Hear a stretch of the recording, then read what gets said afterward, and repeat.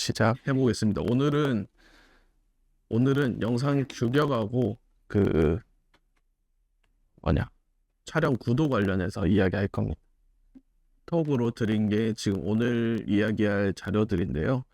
미리 넘겨서 보셔도 괜찮고, 이거 보시다가 화면으로 보는 게 좀 불편하실 때는, 아니면 넘어갔을 때 이 전 거를 보고 싶으실 때는 그냥 앞서 가지고 받아서 보시면 되고, 오늘 이야기하고 집에 가셔가지고 까먹었다 했을 때 그 자료들 보시고 궁금한 것들 물어보시면 제가 답변해 드리도록 하겠습니다. 제가 지난번에 노출 3요소를 이야기했었는데, 노출 3요소를 먼저 한 이유가 있어요. 원래는 제가 강의할 때는, 다른데 강의 나가가지고 할 때는 오늘 배울 게 먼저 나오거든요. 근데 노출 3요소를 먼저 한 이유가 그게 가장 중요하기도 하고, 그걸 알고 이걸 들으면 좀 괜찮겠다 싶어가지고 강의 순서를 조금 바꿔봤습니다. 촬영 전에 먼저 세팅해야 되는 것들이 있어요. 이 세팅하는 것들이 크게는 앞에 보이는 그 세 가지라고 생각을 해주시면 됩니다. 거기서 영상 규격이라고 하는 걸 볼 수 있고, 해상도, 그리고 기본 설정들인데, 기본 설정이 이게 기본 설정 같은 경우는 내가 쓸 곳에 해당되는 설정을 바꾼다라고 생각하시면 되고, 영상 규격 같은 경우는 알아만 두시면 됩니다. 여러분들은 알아만 두시면 되고, 제가 뭔지 설명만 하고 그냥 바로 넘어갈 거예요. 그리고 해상도는 해상도 자체도 알아만 두시면은 크게 문제는 없습니다. 그래서 영상 규격에는 인터레이스하고 프로그레시브, 이 두 가지 방식이 있는데, 이 용어도 외우실 필요 없어요. 그냥 영상 프리미어를 해보신 분들은 기억하실 텐데, 1080 30p라고 써진 게 있고 막 60i라고 써진 게 있었을 거예요. 그 i랑 p의 방식을 이야기하는 거고, i 방식은 방송에서 사용하는 규격입니다. 이 방송에 송출을 하려면 i 방식으로 변환을 해주는 작업이 필요하고, 송출을 하지 않고 웹에서만 사용하실 때는 p 방식으로 사용을 하시면 됩니다. 근데 우리는 대체로 방송에 쓸 일이 거의 없으니까 p 방식만 기억하시면 되고, 1080 30p, 뭐 60p, 120p 이렇게 p로 적혀 있는 메뉴들을 주로 보실 거예요. 그래서 이 i랑 p랑 도대체 뭔가라고 생각을 해보실 수 있을 텐데, 이게 이해하기 쉽게 그냥 이미지를 만들어 놓은 사진입니다. 그래서 i 방식은 하나의 이미지를 여러 겹으로 쪼개 가지고 순차적으로 보여주는 방식을 i 방식이라고 하고, p 방식은 한 장을 통으로 보여주는 방식을 p라고 합니다. 그래서 30p하고 60i라고 가로치고 써지는 글씨들을 본 적이 있으실 텐데, 30p는 나누게 되면은 두 개로 나눠지니까 60i가 됩니다. 그래서 i는 p가 두 개로 쪼개진 방식이라고 생각하시면 되는데, 여기 그림에 보이시는 것처럼 이렇게 순차적으로 반복되면서 보여지는 게 i 방식입니다. i는 이 공중파 송출을 하기 위해서 이렇게 방식이 바뀌었는데, 여러 가지 이유들도 있고, 뭐 그걸 해야 되는 이유도 있고, 그리고 그걸 했던 상황도 있고 하는데, 요즘에는 웹상에서 쓸 거기 때문에 크게 사용하지 않는 방식이라고 생각하시면 됩니다. 근데 내가 방송에 송출해야 될 영상을 만들고 있다, 아니면은 내가 언제라도 이 영상이 방송에 쓰일 것 같다라고 하실 때는 이 i 방식을 기억해 주시면 됩니다. 이 i 방식으로 찍은 거를 p 방식으로는 변환이 안 되는데, p로 찍은 걸 i로 변환은 가능합니다. i로 찍은 걸 p로 변환하게 되면 어떻게 되냐면, 우리 최근에 그 옛날 방송 프로그램들 변환해가지고 뭐 유튜브나 아니면은 뭐 TV에서나 볼 때, 옛날 TV 방송 중에 막 빠르게 움직이는 거 보면 이렇게 줄 가가지고 끊어져 보이고 막 이런 현상들을 볼 수 있는데, 그 현상들이 i를 p로 변환했을 때 나타나는 현상입니다. i 방식으로 찍은 거는 반대로 안 되니까 차라리 p로 찍고 가지고 계시다가 나중에라도 필요하게 되면은 뭐 i로 변환을 하든지, 아니면은 대체로 납품하면은 거기서 알아서 바꿔가지고 사용합니다. 그래서 요거는 있다는 것만 알아두시면 되고, 해상도인데 해상도는 그냥 다 아실 필요까지는 없고 FHD랑 UHD 그리고 DCI 정도만 보시면 됩니다. 그냥 저런 게 있구나 이 정도만 아시면 되고 FHD는 우리가 많이 사용하는 이렇게 16대 9 사이즈에서 1920, 1080 사이즈의 해상도이고 UHD 4K는 3840, 2160 사이즈의 16대 9 사이즈입니다.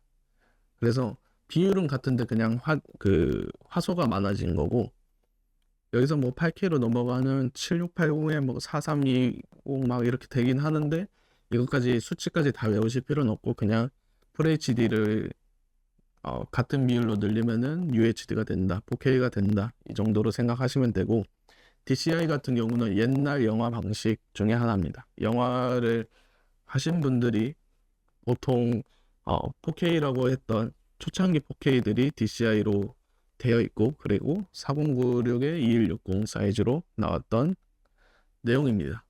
네, 이거는 그냥 저런 게 있구나 라고 알고만 계시면 되고 DCI는 17대 9입니다. 17대 9 사이즈로 진행됐었습니다. 이제 보통 이런 글씨들 많이 보실 거예요. 프리미어 같이 편집 툴 다뤄보신 분들은 이 글씨들이 되게 익숙하게 느껴지실 겁니다. 1080의 60i라고 하는 게 결국에는 1080의 30p랑은 같은 해상도, 같은 설정이거든요. 근데 i냐 p냐에 따라서 그냥 방식이 달라지는 것 정도로만 아시면 됩니다. 결국에 1초에 한 장을 가지고 하는 건데 그 한 장을 한번 쪼개냐 마냐 이 차이입니다.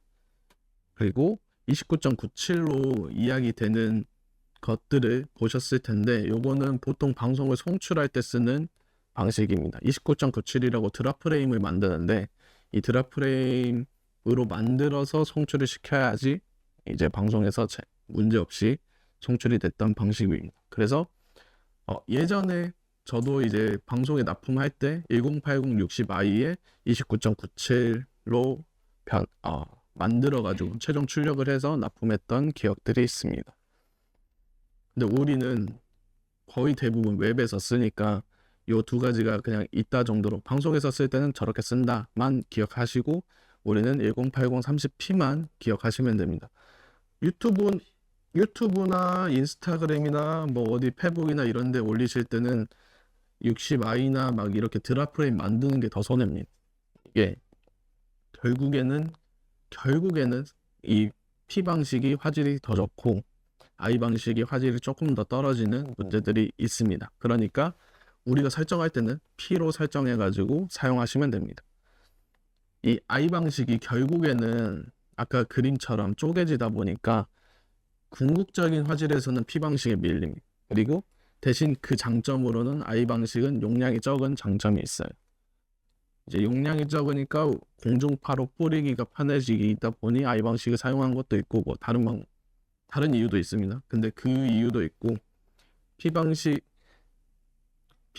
선명하고 좋으니까 초창기 미러리스 카메라나 DSLR 카메라에서 P 방식을 지원한다는 거를 광고로 냈을 정도로 이 P 방식은 화질이 좀 더 괜찮습니다.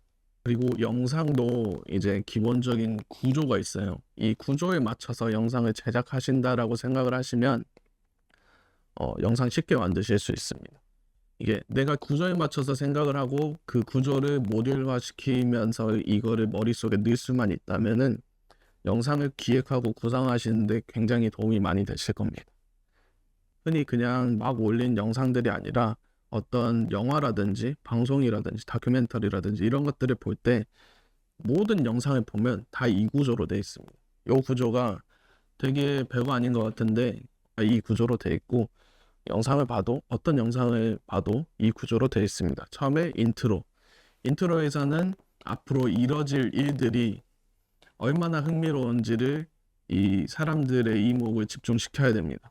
그래야지 인트로가 재미없으면 그 뒤를 안 보기 때문에 인트로에서 내가 앞으로 보여줄 것들, 하이라이트들, 그리고 내가 이야기하고자 하는 바의 핵심들을 다룹니다. 그래서 방송 같은 거 보면은 맨 처음에 보면은 오프닝을 하기 전에 인트로에서 오늘 방송에서 어떤 것들을 다룰 것인지 이거를 먼저 보여줍니다. 어, 흔히 예능들 보시면은 보통 인트로 단계에서 그 뭐 여행 예능이라고 쳤을 때 그 오늘 갈 여행지의 아름다운 풍경들이나 오늘 갈 내용에서 이펙트 있는 부분, 뭐 사고가 나는 부분 이런 것들을 먼저 살짝 보여줍니다. 왜냐면 이 뒤까지 보게 하기 위해서죠.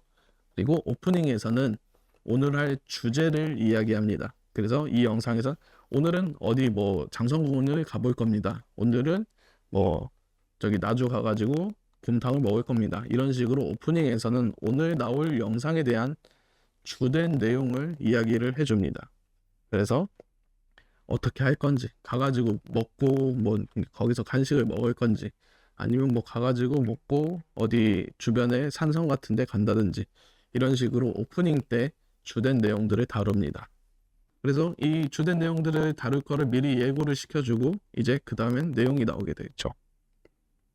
내용이 나오고 나서는 이제 한 번 더 정리를 하는 방식이 클로징입니다. 클로징을 할 때 오늘 이런 것들을 다녀왔었고 여러분들이 즐기실 때 이런 것들을 느끼셨으면 좋을 것 같아요. 저는 이렇게 하니까 즐거웠습니다. 이런 정도의 멘트를 주로 날립니다.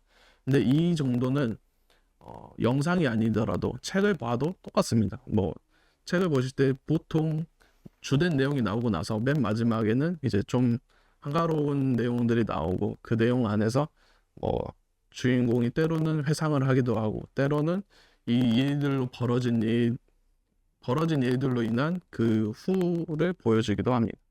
그래서 클로징을 그렇게 이야기를 하고 아우트로 때 인트로 때 보여준 것과는 다른 이제 내용이 전부 다 사람들이 봤으니까 인트로 때 보여준 것과는 다른 하이라이트 내용들을 보여주고 다음 편에 대한 예고가 들어갑니다.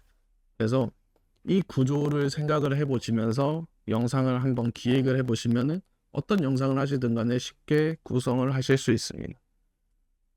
각각의 파트별로 구성을 하셔가지고 이 하나의 영상으로 만드실 수 있는 능력을 기르시면은 영상 만드실 때 좀 더 편하고 쉽게 만드실 수 있을 겁니다. 그래서 이거는 저희가 실제로 했던 방송에 썼던 그 구성안과 방송에 나갔던 화면들을 이제 캡처를 해놓은 건데요. 이 구성안들을 보면은 뭐 내용들을 간단하게 다 나옵니다. 근데 이 구성안에 써놓은 거를 그림으로 연상시킬 수 있는 그 연습을 좀 하시면은 내가 쓴 글도 나중에 현장에 나갔을 때 아니면 내가 찍으려고 봤을 때 뭔가 미리 생각한 게 이거였으니까 이렇게 해야 되겠다. 이게 좀 빨리 되거든요. 근데 이 글하고 그림하고 연결시키는 게 조금 부족하면은 글로 엄청 열심히 써가지고 준비를 다 해놔도 막상 찍으려고 보면 다시 생각하고 계시게 됩니다. 이런 게 계속 반복되다 보면 하나의 영상을 찍는데 시간이 오래 걸리고 찍는데 오래 걸리면 편집도 오래 걸리거든요. 그래서 찍는데 오래 걸리고 편집도 오래 걸리다 보니까 영상의 흥미를 잃으시면서 영상을 보통 하루나 이틀 내지 해보려다가 하다가 말아버리는 그런 상황이 반복되실 거예요. 그래서 앞서 말했던 이거에 따라서 맞췄으면 그걸 맞춰가지고 그림으로 연상시키는 연습을 하시면 됩니다.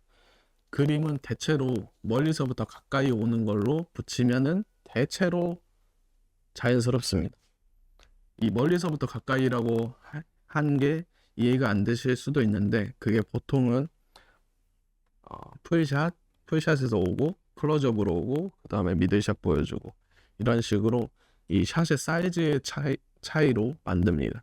그래서 방송에서 나올 때는 물론 이 순서대로 안 나오긴 하지만 보기 편할 때는 아주 멀리서 오늘 어떤 사건이 이뤄질 곳의 풍경이 이렇게 보입니다.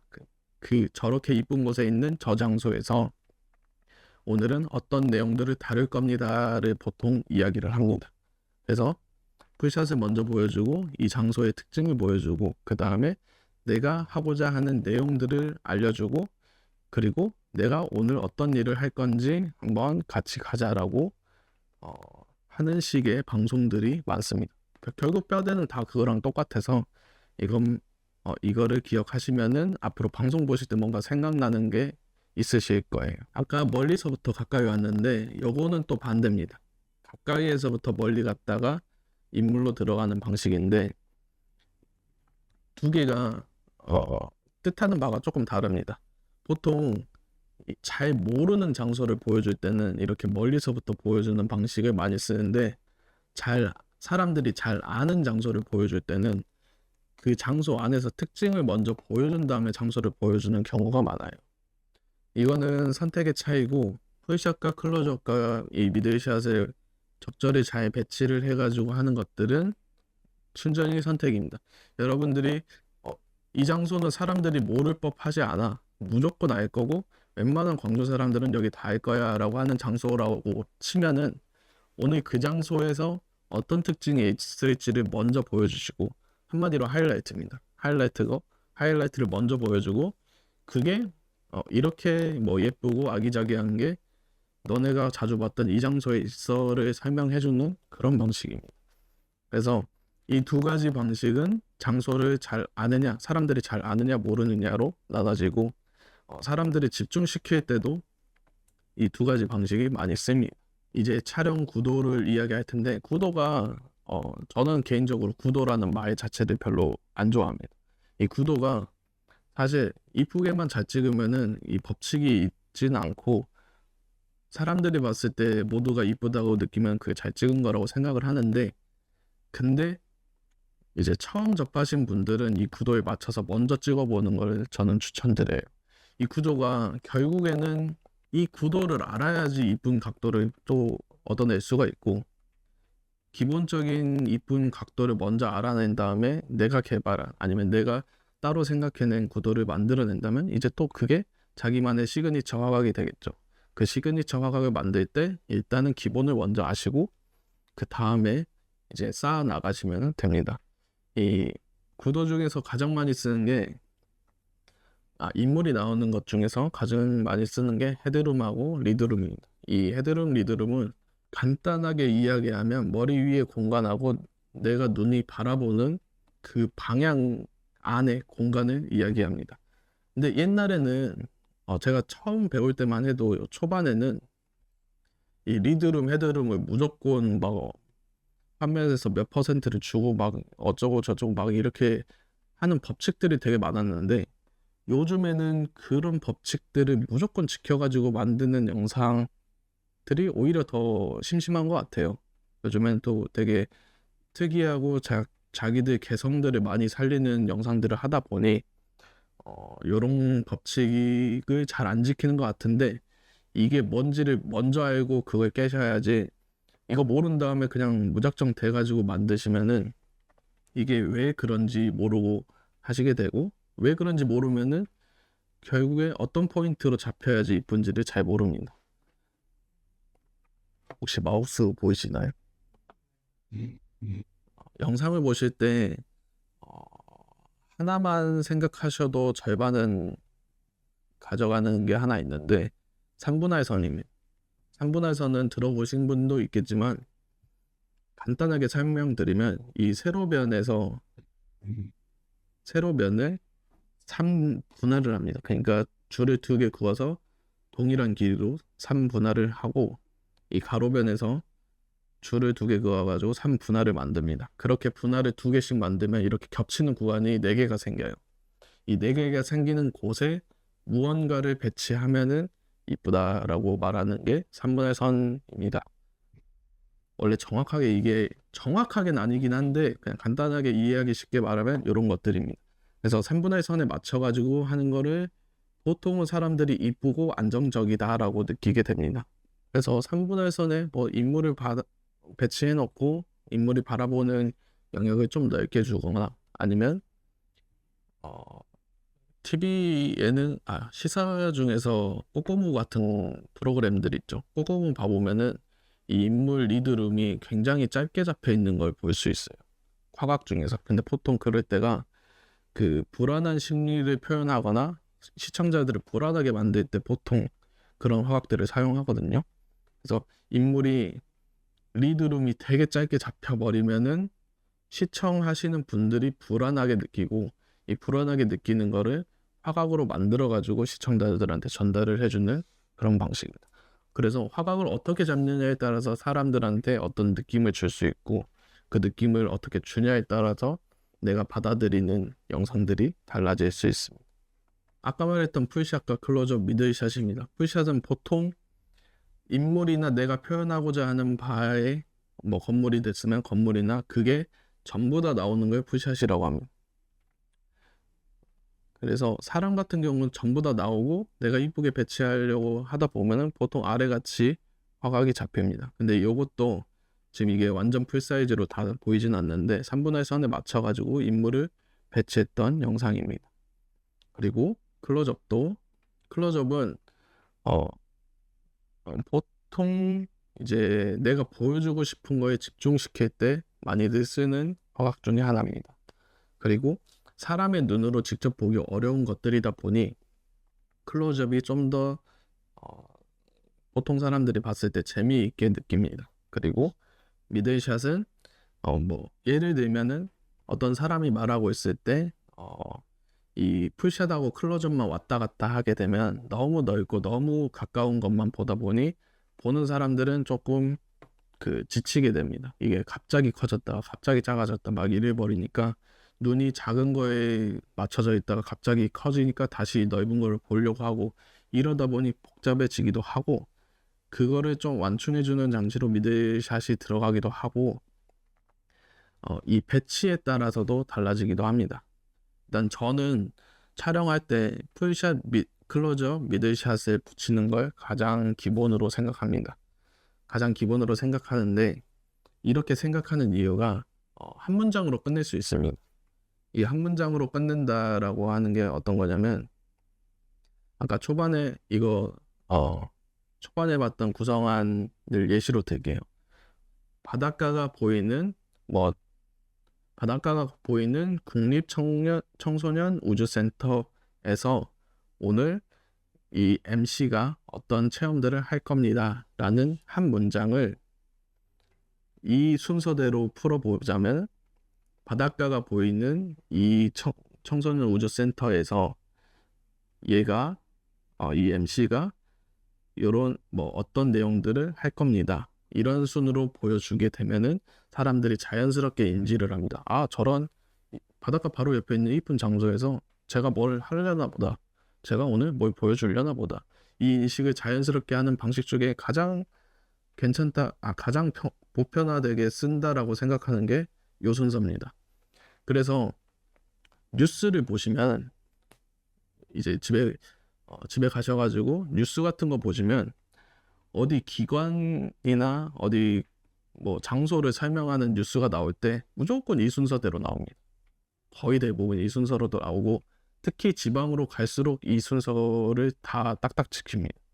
왜냐면 뉴스 화면 자체는 개인의 의도라든지 개인의 주장이 들어가면 안 되는 영상 중에 하나이기 때문에 아주 평이하게 찍어야 되고, 저도 이제 뉴스 촬영해봤습니다. 그럴 때 아주 평이하게 찍어야 되고, 평이하게 찍는 걸 사람들이 받아들일 때 있는 사실만 받아들이게 해야 되기 때문에 이 순서대로 무조건 정해져 있는 대로 촬영을 합니다. 물론 뉴스도 요즘 들어가지고는 좀 다른 방식들을 많이 하겠지만 뉴스의 가장 기본이 이런 것들이니까 이제 돌아가셔서 뉴스를 보시면 요 순서대로 진행되는 것들을 확인할 수 있을 겁니다. 그리고 제가 잠깐 이야기하긴 했는데, 사람은 내가 눈으로 보기 힘든 것들을 보게 돼 있습니다. 이게 무슨 소리냐면, 보통 걸어 다니면서 보는 풍경들은 익숙하다 보니까 잘 안 보게 됩니다. 그리고 내가 살면서 걸어 다니면서 많이 못 봤던 풍경들은 되게 독특하게 느낍니다. 그 중에 하나가 이런 풀샷, 드론샷이나 완전 익스트림 풀샷이고, 이렇게 보이는 익스트림 클로즈업 샷 같은 것들이 되게 특이하게 느낍니다. 왜냐면 직접 눈으로 보기 힘든 것들이거든요. 요거는 사라를 요 정도 사이즈로 키워놓은 영상입니다. 내가 평소에 못 봤던 그림을 찾아다가 잘 찍어가지고 섞어 놓게 되면은 사람들이 내 영상을 보게끔 집중을 시킬 수 있습니다. 그리고 인터뷰할 때 많이 쓰는 화각 중에 하나입니다. 요거는 그냥 저런 게 있구나 정도만 아시면 되는데, 인물이 나올 때 보통 어, 호흡통 처음 하시는 분들이 하는 가장 큰 실수 중에 하나는 사람의 관절을 자르는 행위입니다. 화면으로 자르는 행위인데요. 그게 어떤 거냐면 니샷이라고 했을 때 니가 무릎이니까 뭐 무릎에서 자르나 보다 이렇게 생각하실 수 있는데, 사람의 관절이 화면에 의해서 잘리게 되면은 되게 불안해 보입니다. 이 사람이 되게 아슬아슬해 보이고 뭔가 불안해 보이고 이런 것들이 있고, 마찬가지로 관절 뒤로 수평의 선이 쭉 가 있으면은 또 그게 저 사람 되게 위험해 보인다 이런 느낌을 받을 수 있게 만듭니다. 그래서 이런 화각들이 중요한데, 제가 조금 있다가 사람의 관절 뒤로 무릎 그리고 팔꿈치 그리고 목 뒤로 이렇게 지나가는 선이 보였을 때 어떻게 느껴지는지 보여드릴게요. 이거는 직접 보시면 딱 봐도 불안합니다.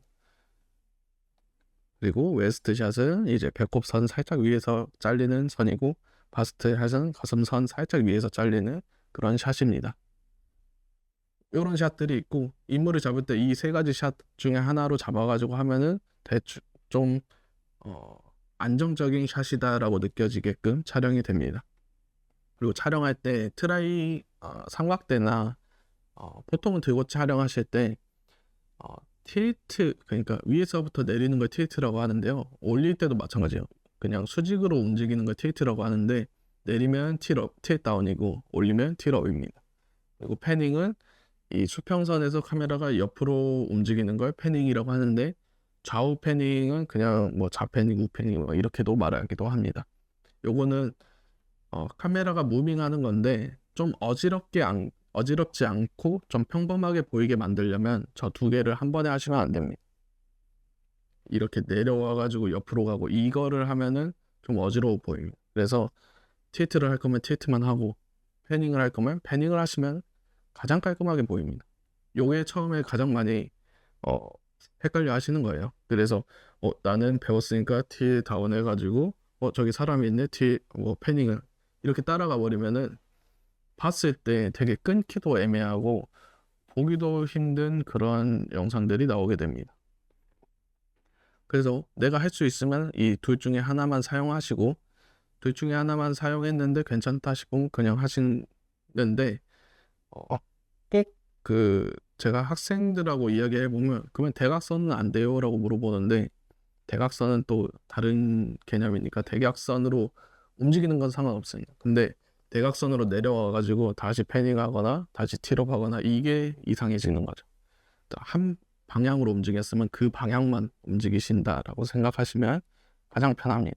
여러 사람들이 나오는 영상들을 찍을 때 쓰는 샷들인데, 그냥 샷의 용어만 아시면 됩니다. 단독샷, 원샷이라고 하고, 두 명이 나왔을 때 투샷으로 이야기하고, 3명 이상일 때 그룹샷으로 합니다. 뭐 3샷, 4샷 그런 게 아니라 3명 이상일 때는 그룹샷으로 묶입니다. 그래서 여러 사람들이 나와서 찍는 것들을 할 때는 그냥 그룹샷으로 잡아라, 뭐 그 중에서 한 명을 찍어라 하면 원샷으로 잡아라, 이런 식으로도 표현을 합니다.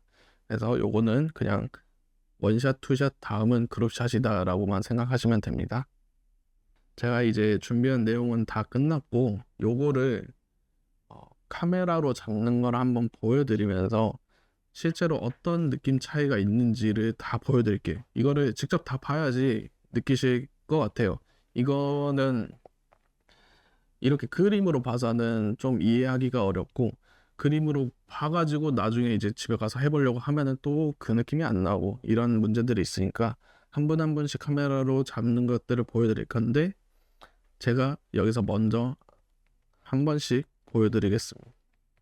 영상을 볼 때 5분짜리가 5분짜리로 안 느껴지고 5분짜리가 되게 1분 본 것 같다라고 느껴지는 게 되게 인상적인 영상이라고 생각합니다. 근데 그렇게 하려면 이 순서대로 쭉 나열해 버리면은 사람들이 보다가도 지루해서 1분 지났을 때 5분 지난 거 아니야 이 생각을 하게 되고, 이 순서를 되게 잘 섞어 가지고 적절하게 배치를 하게 되면은 사람이 쉴 틈 없이 계속 보게 됩니다. 쉴 틈 없이 계속 보다 보면은 5분짜리도 1분으로 느껴지고 30초로 느껴지고 이런 내용들이 나오니까 좀 보게 만들려면 이런 방식들 활용하시면 좋습니다. 이거 응용하시면은 웬만한 방송들보다 훨씬 보기 좋게 만들 수 있을 거예요.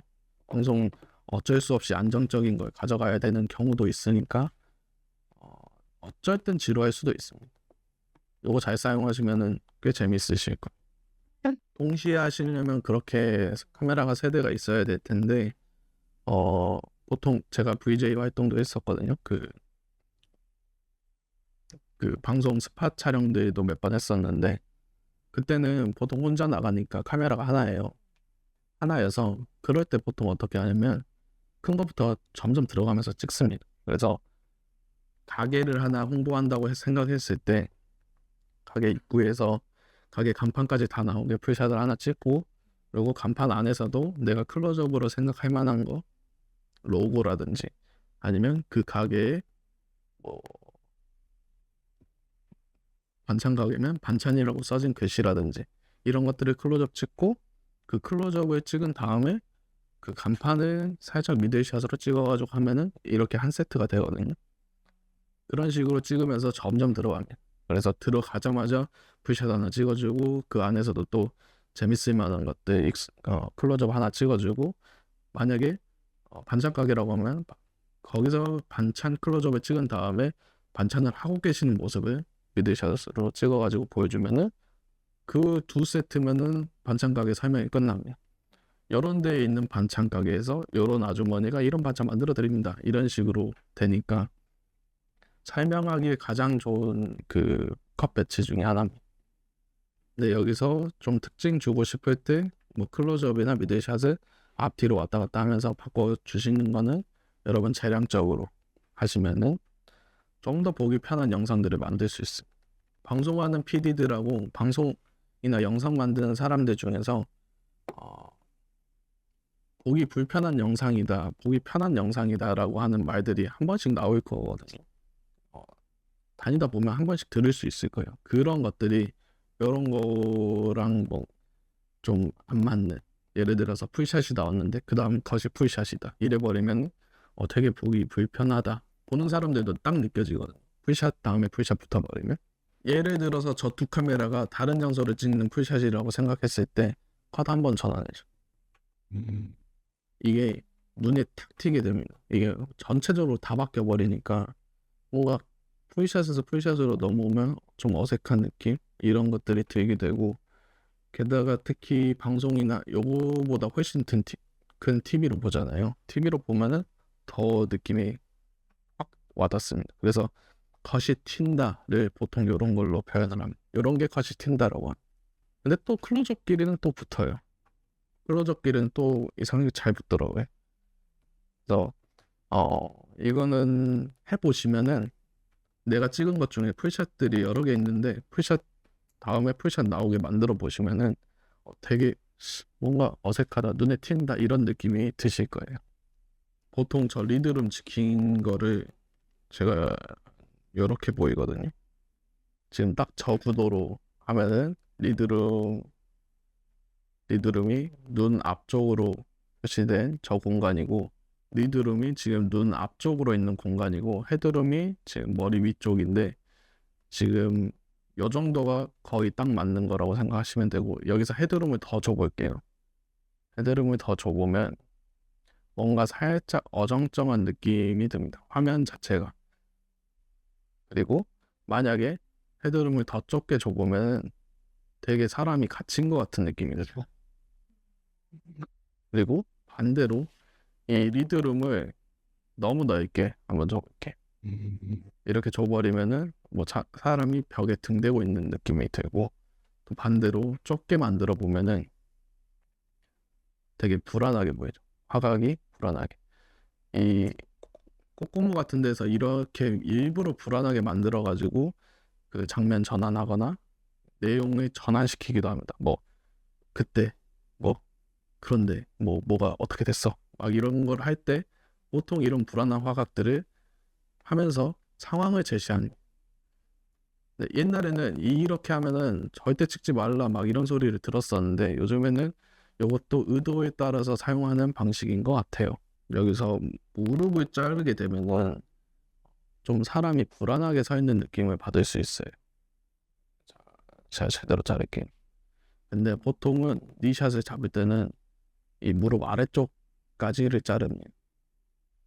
그리고 반대로 지금 목 뒤로 선이 가게끔 만들었는데 목 뒤로 선이 가면은 또 사람이 불안해 보입니다. 이게 목 뒤로 선이 가면은 사람이 인식을 할 때 되게 목이 잘린 것 같다 막 이런 느낌이 들기 때문에 목 뒤로 선이 가는 거를 굉장히 피합니다. 그래서 제가 촬영을 맨 처음 배울 때 가장 중요하게 이야기했던 게 뭐냐면 사람 뒤로 지나가는 직선 중에서 관절 꺾는 거 무조건 피하고 그게 들어갔다 싶으면 화각을 좀 바꿔라 라고 이야기를 많이 들었거든요. 그게 아까 그런 것들 때문이에요. 근데 보통 그런 것들은 각도를 조금만 바꿔보시면은 바로 잡힙니다. 이거는 지금 제가 아래서 일부러 만들었으니까 이 정도인데 보통 서 있는 정면으로 봤을 때 뒤에 가로줄 이야기하는 겁니다. 그런 것들은 보통 각도 조금만 올려도 목이나 이런 것들을 벗어납니다. 그러니까 찍으실 때 그게 걸리는지 확인하신 다음에 걸렸으면은 높이만 살짝 조정해 주시면은 그걸 피할 수 있어요.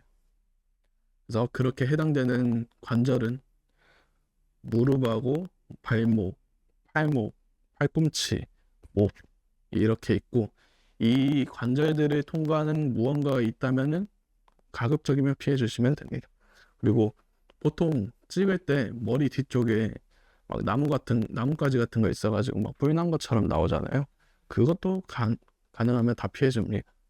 그런 것들이나 전봇대 가로등, 전깃줄 같은 거 그런 것도 다 피해서 찍어야 돼요. 뭔가 샷이 이상하다 싶으면은 보통 그런 문제들이고 그 문제들을 해결하시다 보면은 또 찍는 게 자연스러워지실 거예요. 지금 이제 풀샷하고 클로즈업하고 미들샷 구분할 건데 클로즈업은 모르시진 않을 거예요. 그냥 가까이 찍은 것 이렇게만 생각하시면 되고 미들샷하고 풀샷을 구분하기가 조금 어려워라 하시긴 하셔요. 근데 풀샷 때는 풀샷만 기억하시면은 나머지가 다 미들샷이라고 생각하시면 됩니다. 풀샷은 내가 찍고자 하는 사람이나 물건이나 건물에 모든 게 나오는 것. 그러니까 건물 같은 경우는 보통 그 끝허리를 잘 안 찍더라고요. 이 건물도 이어진 그 면 끝까지 다 찍는 걸 풀샷이라고 합니다. 그래서 건물이 이렇게 위로 나 있으면은 그 위까지 다 나오게 찍는 걸 풀샷으로 보고 만약에 건물이 옆으로 길다 그러면 그 옆으로 긴 것까지 다 나오는 게 풀샷입니다. 그러면 미들샷은 그거를 제외한 모든 것들이 미들샷으로 되겠죠. 그래서 여기도 보면은 제가 이 내부의 공간 강의하는 공간을 찍는다라고 생각했을 때 풀샷을 잡으면은 보통 이렇게 잡을 것 같습니다. 여기는 이제 너무 좁기도 하고 이 공간을 전부 다 담을 만한 렌즈가 없기 때문에 가능한 스터디 하시는 분들을 다 담아 드리려고 촬영을 하게 됐을 때 아래 다리가 잘리는 거를 중요하게 봐서 잡을 것 같습니다. 그래서 이게 풀샷으로 보시면 되고 미들샷은 보통 인물이 이렇게 있는 장소에서는 미들샷은 2명 내지 3명을 잡는 투샷이나 그룹샷으로 잡습니다. 그래서 대략 이런 식으로 미들샷을 잡습니다.